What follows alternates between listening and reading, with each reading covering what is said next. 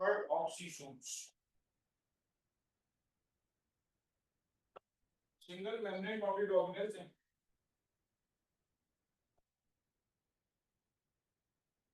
Single membrane bounded organelles हैं।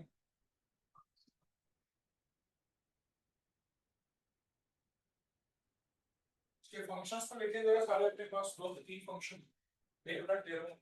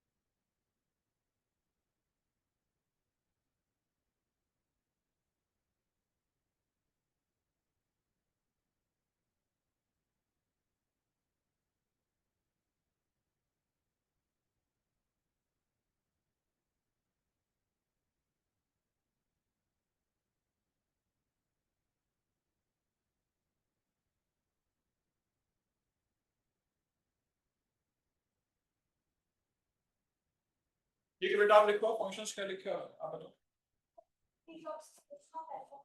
ठीक है, और फोटो रेस्पिरेशन में it converts phosphoglycolate into calcium. Detoxification of alcohol में रोक क्या करता है? Helps in photo respiration.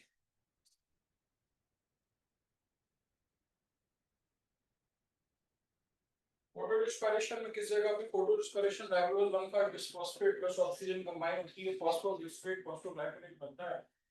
अब इसके पास ग्लाइकोलेट ऑक्सीडेज एंजाइम होता है जो क्या करता है, आपके पास फॉस्फोग्लाइकोलेट को ग्लाइसिन में और कार्बन डाइऑक्साइड में कन्वर्ट कर देता है। यही वो कहना चाहेंगे ना आप। तीसरा फंक्शन होता है क्योंकि इसका नाम पर ऑक्सीजोम है, सिंथेसिस एंड ब्रेकडाउन ऑफ पेरोक्साइड्स। ठीक है, हमारी बॉडी में ऑक्सीजन के फ्री रेडिकल्स बनते रहते हैं। तो पहले वो थोड़ी सी लेस हार्मलेस फॉर्म में कन्वर्ट होते हैं, H2O2 में कन्वर्ट होते हैं, फिर वो H2 और O2 में कन्वर्ट होता है। Synthesis and breakdown of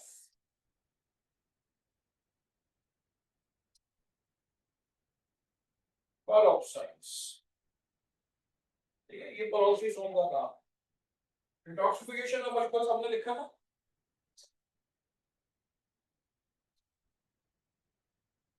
डाइऑक्सीजोन्स, डाइऑक्सीजोन का फंक्शन बताइए जरा, आप ही बताइए बेटा क्या करता है।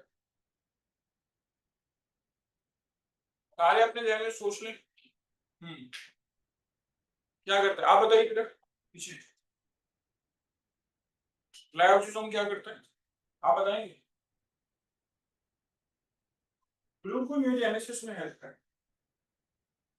ठीक है, ये भी राउंडेड और ओवल शेप स्ट्रक्चर्स होते हैं। ये क्या करता है, help in gluconeogenesis.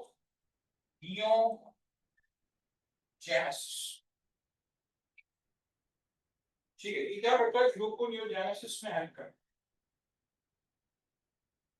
Okay, gluconeogenesis क्या कहलाता है, ग्लूकोनियोजेनेसिस कहलाता है formation of glucose from lipids and proteins. Lipids और प्रोटीन से ग्लूकोज की फॉर्मेशन में हेल्प करता है। मैं थोड़ी गहराई में जाके बता देता हूँ। ये देखिए आपके पास एक कैस्टर वाइज सीड है, आपने इसको जमीन में डाल दिया, आपने इसके अंदर जमीन के अंदर बो दिया, जिससे पौधा निकलकर बाहर आ जाए। अब ये जो कैस्टर वाइल सीड है, इसके अंदर क्या मौजूद है? इसके अंदर फैट्स मौजूद हैं, लेकिन इसके अंदर मौजूद जो एम्ब्रियो है उसको क्या चाहिए? इसके अंदर एम्ब्रियो को ग्लूकोज चाहिए। इन फैट्स को ग्लूकोज में कन्वर्ट करना ताकि एम्ब्रियो को खाना मिल सके, ये काम कहलाता है ग्लूकोनियोजेनेसिस। तो ये काम कौन करेगा? ये आपके पास काम करेंगे ग्लाइऑक्सीजोल्स। ठीक है, ये काम कौन करेगा? ये काम करेंगे ग्लाइऑक्सीजोल्स। कि वो ग्लूकोनियोजेनेसिस करेंगे और लिपिड्स को ग्लूकोज में कन्वर्ट कर देंगे ताकि एम्ब्रियो को खाना मिल सके। चलिए, ये आपसे सारे मेम्ब्रेन बाउंडेड ऑर्गेनेल्स के बारे में बात हो गई है। ठीक है, सारे मेम्ब्रेन बाउंडेड ऑर्गेनेल्स के बारे में बात हो गई। कोई ऑर्गेनेल रहेंगे? हाँ, प्लास्टिड है। ठीक है, प्लास्टिड से पहले देखिए बायोएनर्जेटिक में, हाँ ठीक है, बायोएनर्जेटिक में फोटोसिंथेसिस आप लोगों ने तो नहीं किया। प्लास्टिड्स में क्लोरोप्लास्ट है, क्रोमोप्लास्ट है और ल्यूकोप्लास्ट है।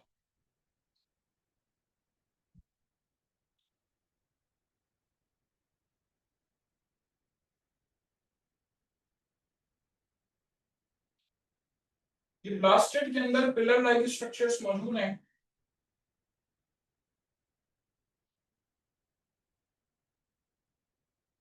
ये जो पिलर्स मौजूद हैं ये कहलाता है ग्रेनम, और इसकी एक सिंगल प्लेट जो है ये कहलाती क्या है? ये कहलाती है थायराइड। और ये जगह जो आपको नजर आ रही है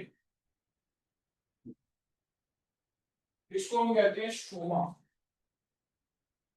ठीक है, this is known as stroma.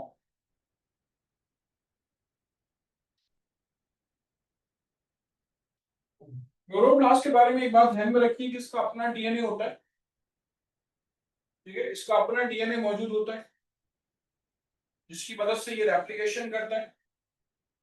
इसके अलावा इसके अपने राइबोसोम्स होती हैं। ठीक है, प्रोकैरियोटिक राइबोसोम्स के अंदर मौजूद।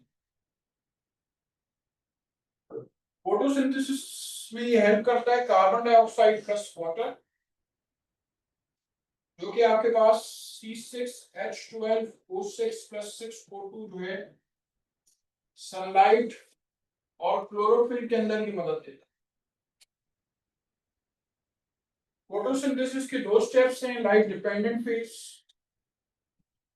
ठीक है, लाइट डिपेंडेंट फेज और लाइट इंडिपेंडेंट फेज। ठीक है, लाइट डिपेंडेंट फेज है और light independent phase. Light dependent phase जो है वो होता है थायराकोइड के अंदर। लाइट इंडिपेंडेंट फेज जो है ये होता है स्ट्रोमा के अंदर। ठीक है, लाइट डिपेंडेंट फेज जो है उसमें तीन काम होते हैं। ठीक है, जो लाइट डिपेंडेंट फेज है उसमें तीन काम होते हैं। एक काम इसके अंदर होता है आपके पास NADPH की फॉर्मेशन। दूसरा आपके पास फोटोलाइसिस ऑफ वाटर। और तीसरा इसके अंदर ATP की फॉर्मेशन। ये तीनों आपके पास स्टेप्स हैं, ये कहलाता है Z स्कीम, या इसको आप कहते हैं नॉन साइक्लिक फॉस्फोराइलेशन।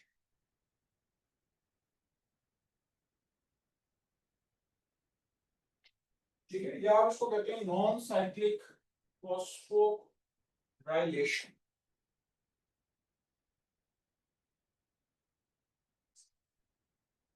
ओके, इसके अलावा इसके अंदर साइक्लिक फॉस्फोराइलेशन भी हो जाती है जब NADPH की कंसंट्रेशन बहुत ज्यादा बढ़ती है। तो लाइट डिपेंडेंट फेज के अंदर ये आपको साइक्लिक फॉस्फोराइलेशन मिलेगी। अच्छा, लाइट इंडिपेंडेंट फेज में ये सारी चीजें इस्तेमाल होती है। ATP और NADPH जो है वो इस्तेमाल होते हैं। यहाँ C3 साइकिल होती है। ठीक है, C3 साइकिल होती है। C3 साइकिल को हम केल्विन बेंसन साइकिल का भी नाम देते हैं।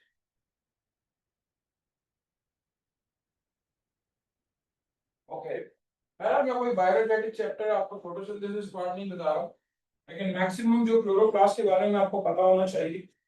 वो मैं आपको बता रहा हूँ। ये जो थैलाकोइड्स आपको नजर आ रहे हैं, हर थैलाकोइड जो है उसमें इलेक्ट्रॉन कैरियर्स मौजूद होती हैं।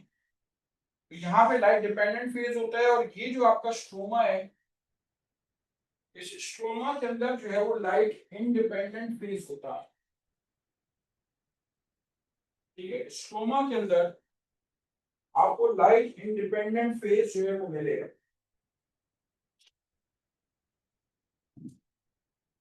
ठीक है, चलिए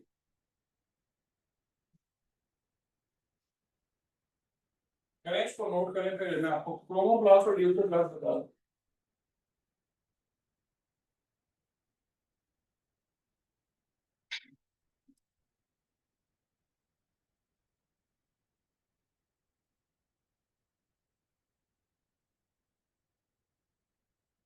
अच्छा, आप सारे लोग एक काम करेंगे, मैं यहाँ पे पिगमेंट्स के नाम लिख रहा हूँ, आप उनके कलर उसके आगे लिखेंगे। अगर कोई बात कर रहा है तो आपकी आवाज नहीं चाहिए।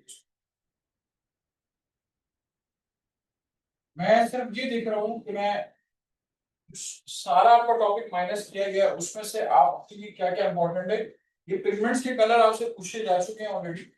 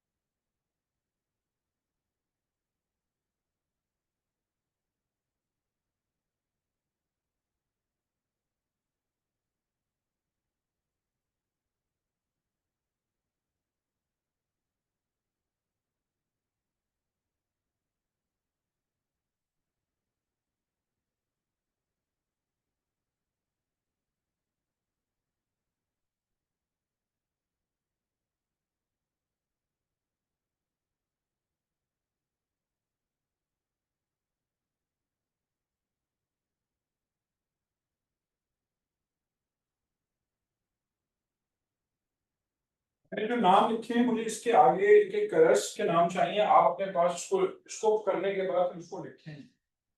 आप पास पेपर उठा के देखिएगा, उसमें ये कलर्स जगह जगह पूछे जा चुके हैं ऑलरेडी।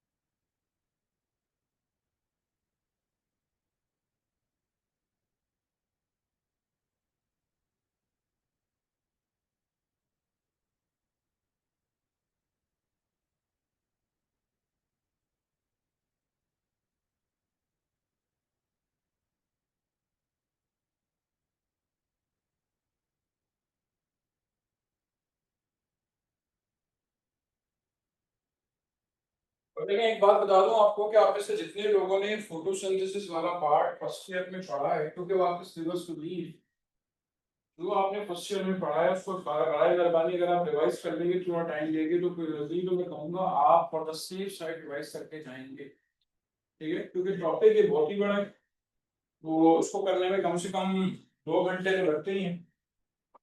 तो आखिर में पता नहीं टाइम मिला नहीं मिला, लेकिन मैं एहतियातन वहीं पे आपको नसीहत कर रहा हूँ। ठीक है, फिर आप उसको रिवाइज करके जाएंगे। अगर आपने इसको फर्स्ट ईयर में पढ़ा, जो चीज पढ़ी हुई होती है उसको रिवाइज करके जाना ही आपके पास अक्लमंदी है।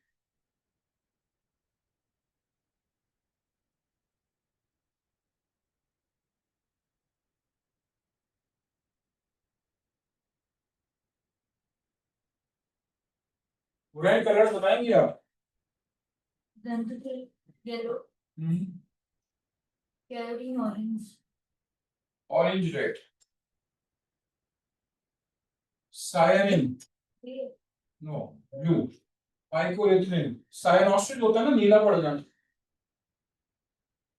एरिथ्रिन, एरिथ्रोसाइट से नीला रेड, ग्लूकोजेंथिन brown, anthocyanin blue green, chlorophyll A, chlorophyll A की ब्लू ग्रीन हो, और क्लोरोफिल बी क्या है? Yellow green. पिगमेंट्स के नाम आपको आने चाहिए। ये सबसे इंपॉर्टेंट क्लोरोफिल है इसलिए कि उसके पास मैग्नीशियम होता है, और मैग्नीशियम होने की वजह से वो अपने इलेक्ट्रॉन्स रिलीज करने की सलाहियत रखता है। ठीक है, वो अपने इलेक्ट्रॉन्स को रिलीज करने की सलाहियत रखता है।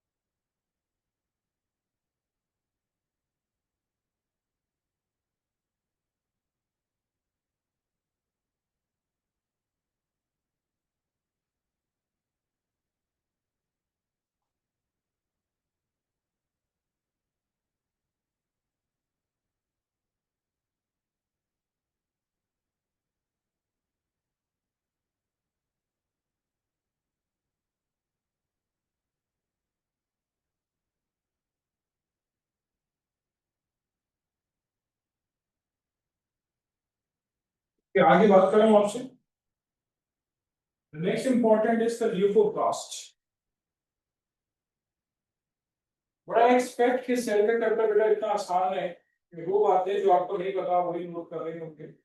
मैं तो सेल का चैप्टर पढ़ाए बगैर टेस्ट लेते हूँ तो क्या कहते हैं स्टूडेंट्स को आता होगा, लेकिन मुझे नजर आया कि आपने नहीं पढ़ा भाई, तभी मैंने आपको पढ़ाना भी शुरू किया, क्योंकि इससे बेसिक तो कुछ भी नहीं है, और सेल के बगैर पेपर बनता नहीं। इसके बाद आइए ल्यूकोप्लास्ट के बारे में बात करूं।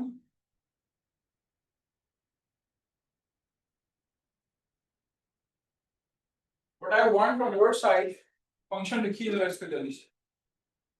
ये कलरलेस प्लास्टिक होते हैं, का फंक्शन लिखिए जरा जल्दी से।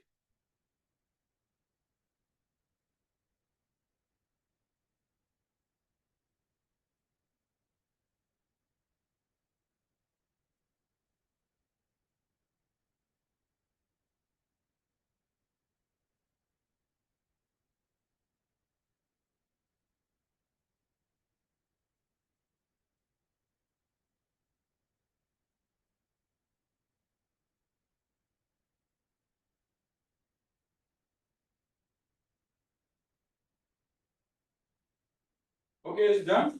अम्मा जरा फंक्शन बताओ उसको। ग्लूकोज क्या बेटा? ठीक है, ग्लूकोज को स्टार्च में कन्वर्ट करता है। ये देखिए, ये आपके पास आलू का पौधा है।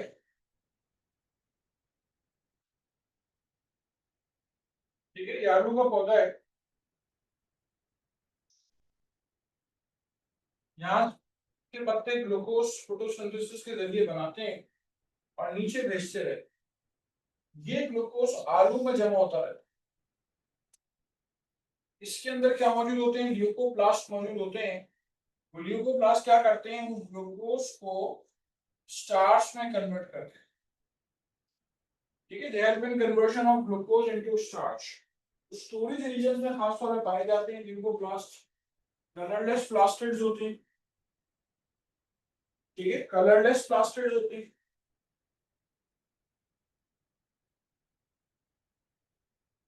और स्टोरेज रीजन में पाए जाते हैं।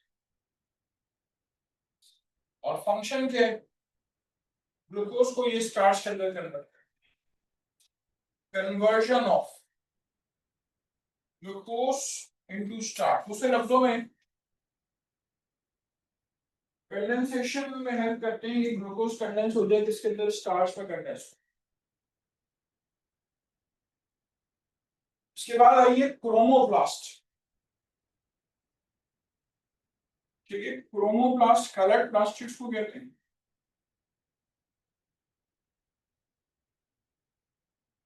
Coloured plastids other than green.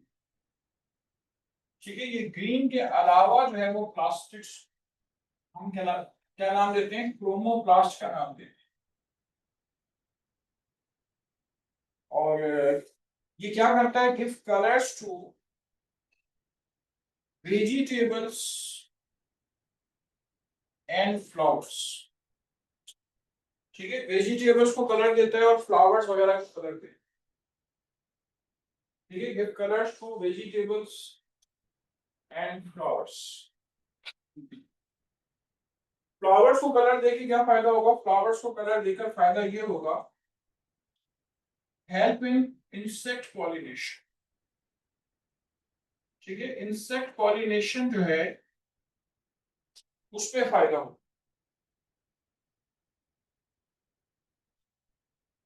ठीक है, इंसेक्ट पॉलिनेशन में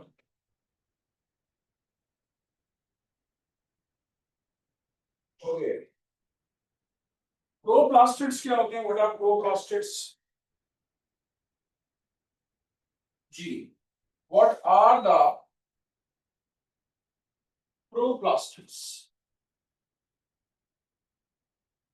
ओके, और से सुनिएगा, जो मेरिस्टेमेटिक सेल्स होते हैं उनके अंदर प्लास्टिड्स की प्रिमिटिव फॉर्म पाई जाती है जो कहलाते हैं प्रोप्लास्टिड्स। अब आपको पता है कि मेरिस्टेमेटिक सेल डिफरेंशिएट होते हैं परमानेंट टिश्यूज के अंदर। वो परमानेंट टिश्यूज जो उसकी नीड है कि क्रोमोप्लास्ट की नीड है तो वो क्रोमोप्लास्ट में तब्दील हो जाता है। ल्यूकोप्लास्ट की नीड है ल्यूकोप्लास्ट में तब्दील हो जाता है। क्लोरोप्लास्ट के अंदर की नीड है उसमें कन्वर्ट हो जाता है। प्रोप्लास्टिड आप समझ लें इमेच्योर फॉर्म ऑफ प्लास्टिड हैं। जिस सेल के अंदर जिसकी जरूरत होगी वो उसके अंदर कन्वर्ट हो जाए।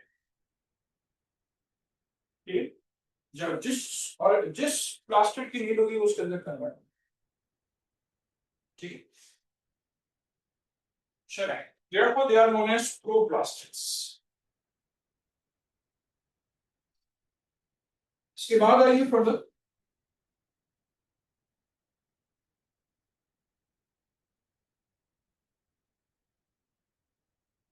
अच्छा, देखिए जब मैंने यहाँ पे आपके पास ये टॉपिक शुरू किया है, क्लोरोप्लास्ट के बारे में बात हो गई,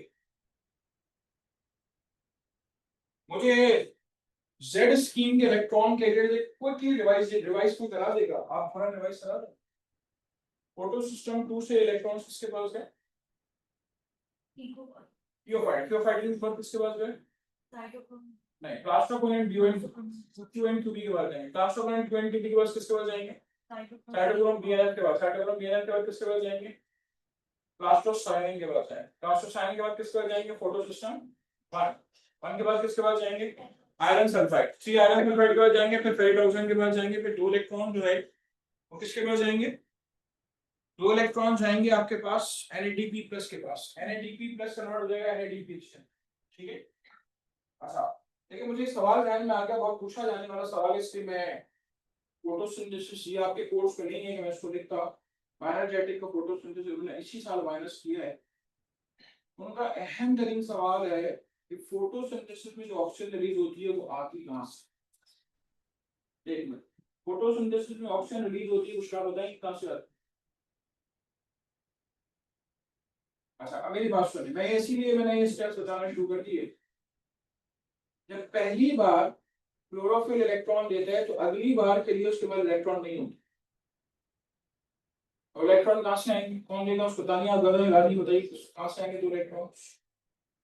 हाँ, नहीं भाई, पहली बार फोटो सिस्टम में दो इलेक्ट्रॉन दे दिए ना उसके क्लोरोफिल के, अगली बार के लिए इलेक्ट्रॉन नहीं है, इलेक्ट्रॉन कहाँ से आएंगे? वाटर टूटता है और इलेक्ट्रॉन दे देता है, याद आ रही बात आप लोगों को? नहीं आ रही? वाटर टूटता है, एक H प्लस साइन बनता है और एक OH माइनस साइन बनता है, इसमें तो देखें इलेक्ट्रॉन होते नहीं है, OH माइनस आयन किसमें टूटेगा, दोबारा हाइड्रोजन आयन के अंदर टूटेगा और हाफ ऑक्सीजन के अंदर टूटेगा, साथ में दो इलेक्ट्रॉन रिलीज होते हैं, ये दो इलेक्ट्रॉन किसको मिल जाते हैं, ये फोटो सिस्टम 2 को मिल जाते हैं। तो जो इलेक्ट्रॉन की डेफिशिएंसी होती है, जो इलेक्ट्रॉन की डेफिशिएंसी होती है वो फुलफिल हो जाती है, ठीक है।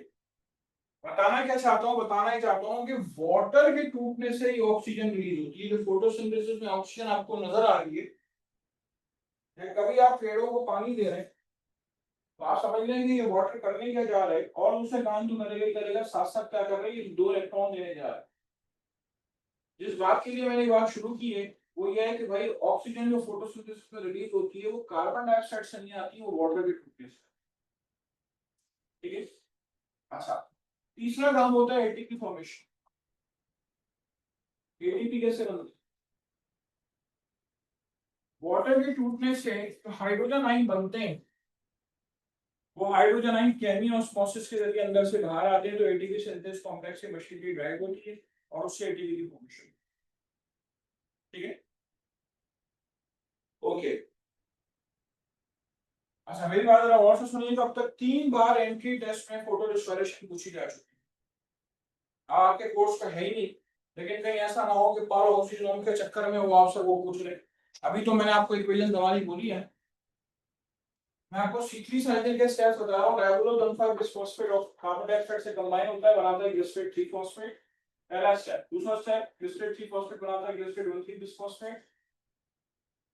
फिर उसके बाद यहाँ पे एटीपी इस्तेमाल होता है, ग्लिसरेट 1,3 बिस्फॉस्फेट 3 फॉस्फोग्लिसरॉल्डिहाइड बनाता है, यहाँ पे NADP इस्तेमाल होता है। टोटल 6 मॉलिक्यूल्स बनते हैं 3 फॉस्फोग्लिसरॉल्डिहाइड के, 6 में से 5 क्या करते हैं, दोबारा से इनिशियल कंपाउंड राइबोलोल बिस्फॉस्फेट बना लेते हैं, और एक जो बच जाता है अगली साइकिल के एक और बचे हुए के साथ मिलकर 6 कार्बन वाला ग्लूकोज बनाता है। टोटल 13 स्टेप्स यहाँ पे होती है, 13 मेन रिएक्शंस होती हैं, उसके बाद ग्लूकोज बन जाता है, ठीक है।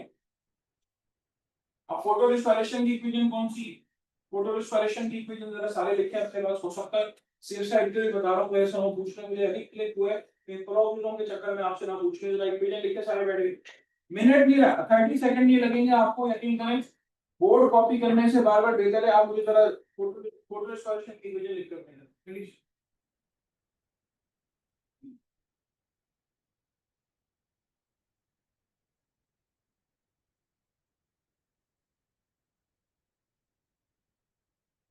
कोई भी आउट ऑफ सिलेबस सवाल आ गया ना, आप यकीन करें कि आप जो है ना हर हाथ पलते रह जाएंगे और कुछ नहीं कर सकते आप गवर्नमेंट का कुछ नहीं कर सकते। इवन जजेस जो है, जूरी जो है, जब केस कर दिया जाता है, इसको कर दिया जाता है, तो वो फाइल उठा के मार देते हैं, कहते हैं कि हम गवर्नमेंट के खिलाफ केस नहीं, केस को जो है एडमिट नहीं कर सकते। अपने आप को बस हर चीज के लिए आप प्रिपेयर रखें मेंटली। घर में अपने टाइम जाया करने के एलिमेंट ढूंढे, जो आप टाइम जाया कर रहे हैं वो एक तरफ कर लें, और बराए मेहरबानी जो पढ़ने वाला स्टूडेंट होगा वो ये अपना बैठ के लेके बैठेगा कि हाँ मैं टाइम क्या जाया कर रहा हूँ, एक काम करता हूँ जो आउट ऑफ सिलेबस चीजें, चलो उस टाइम जाया के चक्कर में वही पढ़ लो। कोई आपके दिमाग में कोई वो वाली हार्ड डिस्क तो है नहीं कि आप पूरी भर रही तो फिर दोबारा उसको खाली करना जरूरी है, उसके बगैर नई चीज भरी नहीं है। चलें, राइबोलोस 1,5 बिस्फॉस्फेट फोटो रिस्पायरेशन की इक्वेशन लिख रहे हैं, क्या बनाता है? Phosphoglycerate plus phosphoglycolate. फॉस्फोग्लाइकोलेट क्या करेगा? ग्लाइसिन और कार्बन डाइऑक्साइड बनाए। ग्लाइसिन फिर अल्टीमेटली सेरीन अमीनो एसिड के अंदर कन्वर्ट हो जाता है। ग्लाइसिन आपके पास अमीनो एसिड। चलिए, ये फोटो रिस्पायरेशन की इक्वेशन है। यहाँ पे एंजाइम आपके पास रूबिस्को काम करता है, ठीक है। यहाँ पे एंजाइम जो है रूबिस्को काम करता है, जो सर्व करता है एज एन ऑक्सीजनेस, ठीक है। This serves as an oxygenase.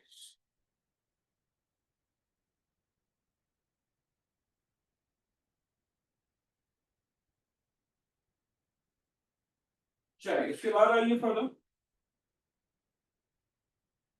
अब आ जाए नॉन मेम्ब्रेन बाउंड्री ऑर्गेनेल्स की तरफ। सबसे पहले नॉन मेम्ब्रेन बाउंड्री ऑर्गेनेल्स के अंदर अपने पास जरा सेंट्रोसोम का फंक्शन तो लिखिए।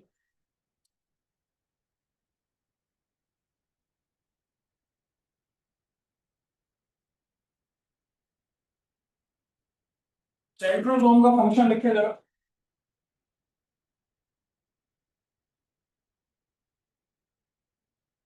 फिर सब आपने कॉपी कर लिया था ना? यूट्यूब प्लस कॉपी नहीं किया था?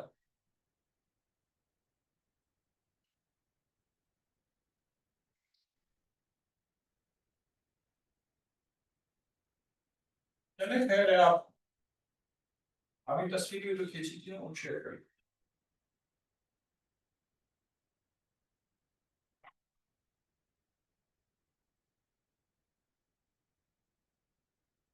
पहले कॉपी करें, अगर आपने कुछ कॉपी नहीं की जरूरत चाहिए।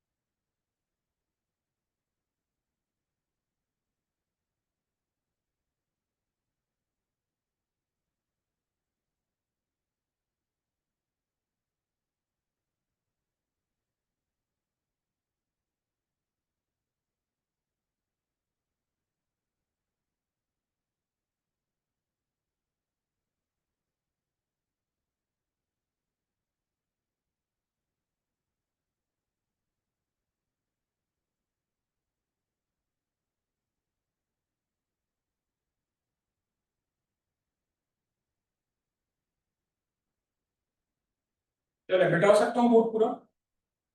आप सेंट्रोसोम का फंक्शन लिख रहे हैं, लिखिए। सेंट्रोसोम का फंक्शन अब डाल दो, क्या लिखा?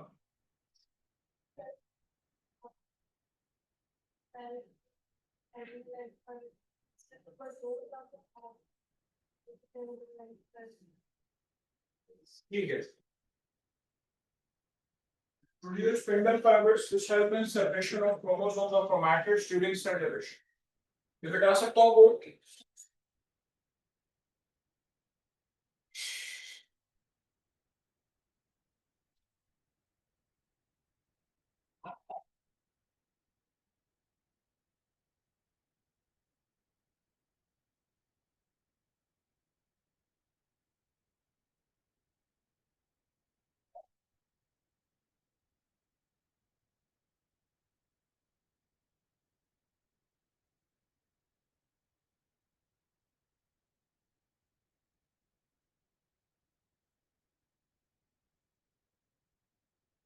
centriole. This consists of 9 parallel triplets of hollow cylindrical microtubules.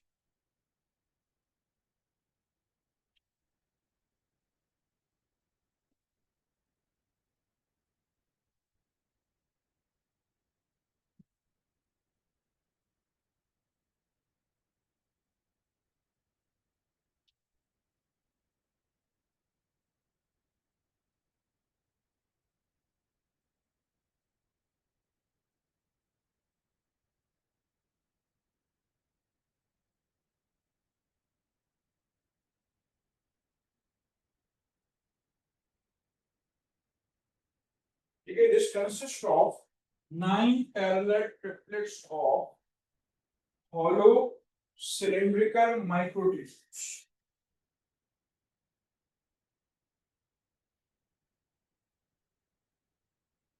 Triplets of hollow cylindrical microtubules. एक सेंट्रियोल देखिए ऐसा होता है स्कैप की तरह, ये गोल है और वो स्टार है, और ये आपको ट्रिपलेट्स नजर आ रहे हैं किसके, माइक्रोट्यूब्यूल्स के। ठीक है, ये आपको माइक्रोट्यूब्यूल्स के ट्रिपलेट्स नजर आ रहे हैं। ओके, फंक्शन के बारे में बात कर रहे हैं, ये क्या करता है, ये देखिए सेल डिवीजन के दौरान स्पिंडल फाइबर्स प्रोड्यूस कर रहे हैं, ठीक है, जिससे क्रोमोसोम्स अटैच होती हैं और फिर वो आपके पास अपोजिट पोल्स का मूवमेंट करते हैं, ठीक है, जिससे क्रोमोसोम्स अटैच होते हैं और वो क्रोमोसोम बीच में से टूट जाते हैं अपने क्रोमैटिड्स के अंदर, ठीक है, क्रोमैटिड्स में ये बीच में से टूट जाते हैं, फिर अपने अपने पोल्स में मूव करते हैं during the cell division.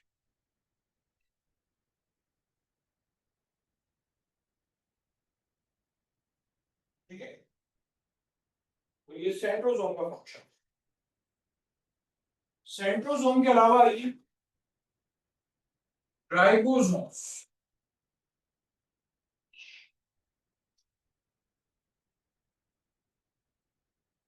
Smaller सब यूनिट 40 सिविट बॉक्स, लार्जर सब यूनिट 60 सिविट बॉक्स,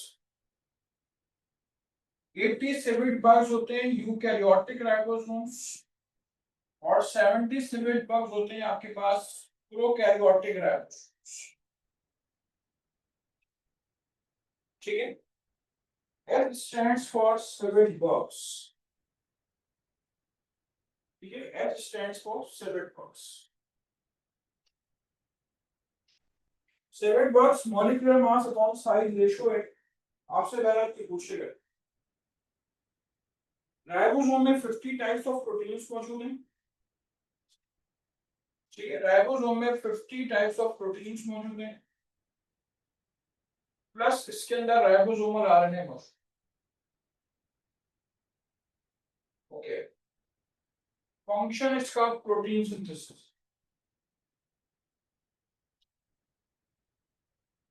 ठीक है, इसलिए आप इसको प्रोटीन फैक्ट्रीज का नाम दें, ठीक है, therefore they are known as protein factories, इसलिए आप इसको प्रोटीन फैक्ट्रीज का नाम दें।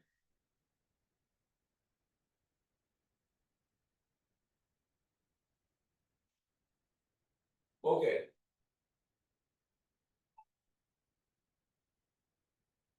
इसके बाद आइए फर्दर, राइबोसोम, ठीक है,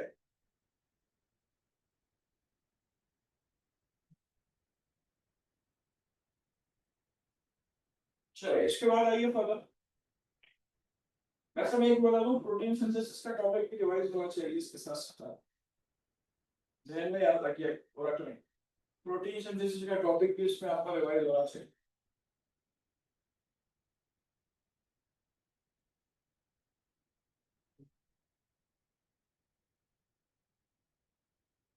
इसके बाद आई आपसे बात करने जा रहा हूँ वैक्यूल के बारे में। देखिए प्लांट्स के अंदर वैक्यूल मौजूद होता है।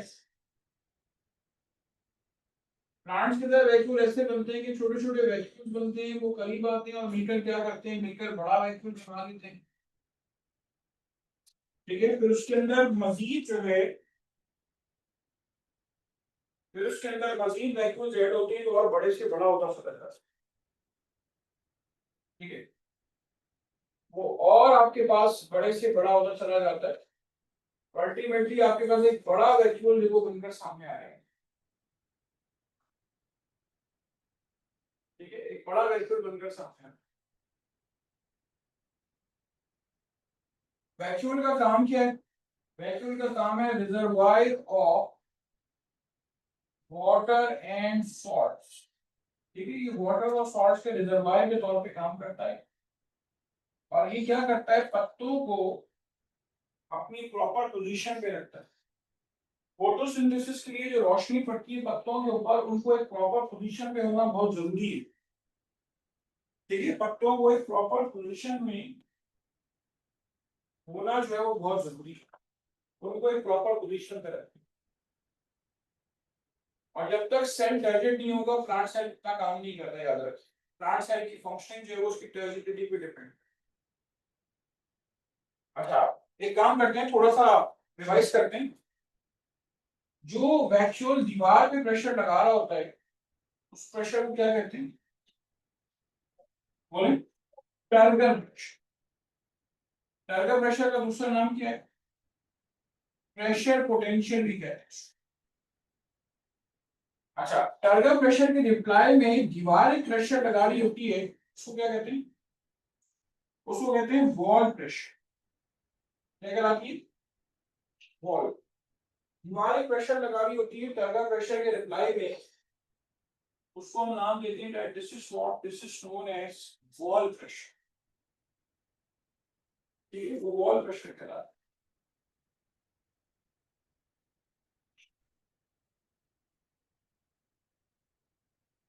इसके अलावा ये further turgor pressure, wall pressure, osmotic pressure क्या होता है?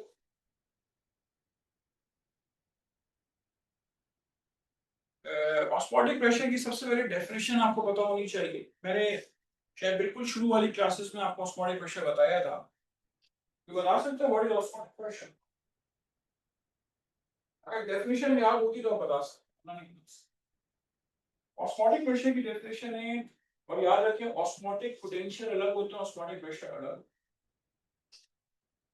Osmotic pressure को define करती है pressure that is applied by the solution side of membrane to prevent further entry of water into it। तो ये क्या मतलब? एक आपके पास प्लांट सेल था जो कि फ्लैसिड था। ठीक है, एक प्लांट सेल था जो कि फ्लैसिड था, उसमें पानी नहीं है, पानी आना शुरू हो, इसमें वैक्यूल बनना शुरू हो। ठीक है, ये पूरे वैक्यूल से भर जाएगा।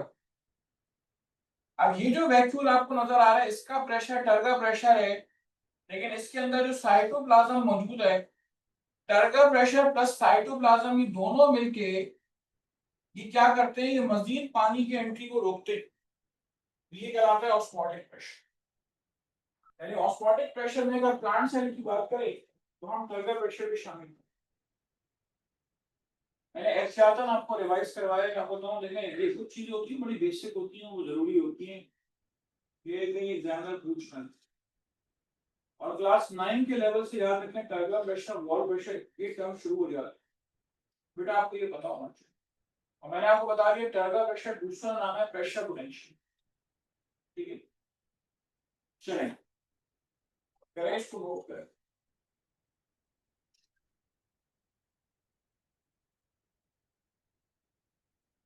उन्होंने आपके क्वेश्चन 68 से 81 कर दिए बायोलॉजी में, और जितने कम ऑब्जेक्टिव्स उन्होंने दिए हैं उसमें हम लोग पेपर नहीं बन पा रहा, बता रहा हूँ।